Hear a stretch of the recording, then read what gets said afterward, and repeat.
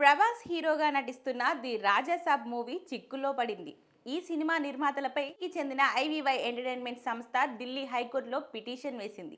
ఈ సినిమా వాయిదా పడుతూ వస్తుండడం వల్ల తమకు భారీ నష్టం వాటిల్లిందని, అందుకు నిర్మాతల నుంచి 218 కోట్లు ఇప్పించాల్సిందిగా న్యాయస్థానాన్ని పిటిషన్లు కోరారు. ఐవీవై ఎంటర్టైన్మెంట్ సంస్థ ది రాజాసాబ్ కోసం 218 కోట్లు పెట్టుబడి పెట్టింది. ఇందుకు గాను ప్రపంచవ్యాప్తంగా థియేట్రికల్, నాన్ థియేట్రికల్ రైట్స్ హక్కులను ఇచ్చే విధంగా పీపుల్స్ మీడియా ఫ్యాక్టరీతో అగ్రిమెంట్ చేసుకుంది. పైగా సినిమాని ఎలాంటి పోటీ లేని టైంలో విడుదల చేయాలని ముందుగానే అనుకున్నారు. కానీ టాలీవుడ్ లో కార్మికుల బంద్, ఇతర కారణాలతో అనుకున్న సమయానికి షూటింగ్ పూర్తి కాకపోవడం వల్ల ఈ మూవీ వాయిదా పడుతూ వచ్చింది. ఇప్పటికే రిలీజ్ కావాల్సిన ఈ సినిమాకి సంబంధించి షూటింగ్ కూడా ఇంకా కంప్లీట్ కాలేదని తెలుస్తోంది. ఒప్పందం మీరినందుకు ది రాజాసాబ్ నిర్మాతలు తమకు 218 కోట్లు వడ్డీతో సహా చెల్లించేలా ఆదేశాలు ఇవ్వాలని ఢిల్లీ కోర్టులో దాఖలు చేసిన పిటిషన్లో కోరారు.